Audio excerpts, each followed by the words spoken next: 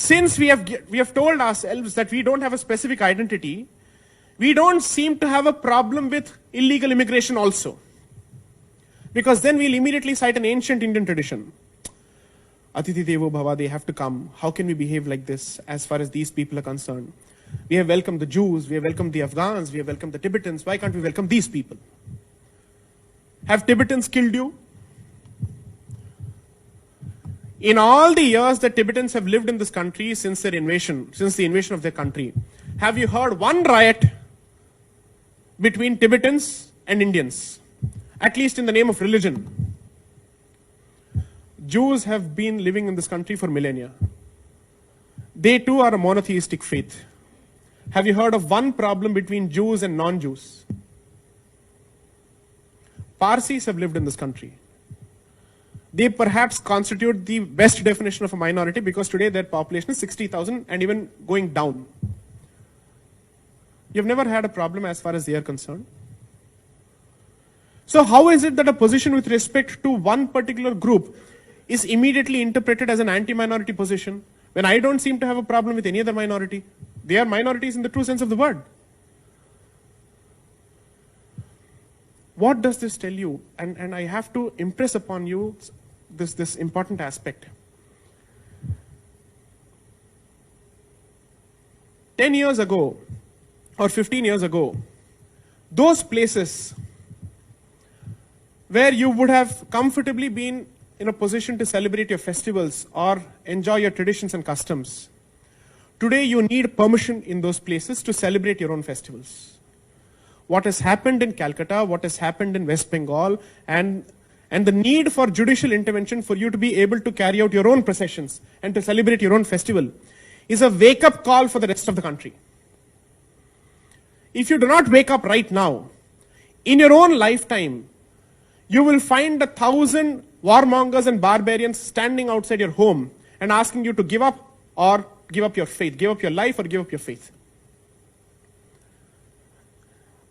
And if I don't know if how many people are even following the news in Kerala. Every day, almost 15 girls are being shipped to Syria. Almost 15 girls on a daily basis.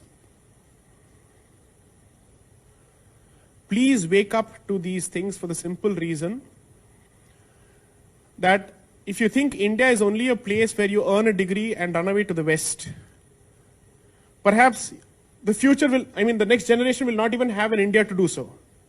You will not be in a position to do that either. Importantly, you can leave this country and run from one country to another.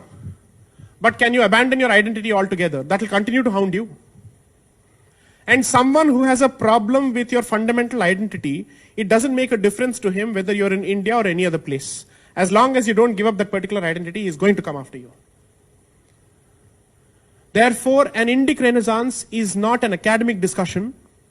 It is not a discussion meant for, let's say, wine tasting rooms, or it's not a discussion meant for just books. It has a very real relevance to the existential issues that face this country today. So my request would be that we need to choose for ourselves how do we wish to contribute to this Renaissance in one way or the other.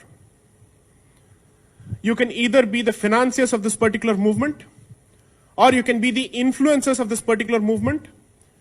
You can be the thought leaders of this particular movement, or you can be the grassroots activist.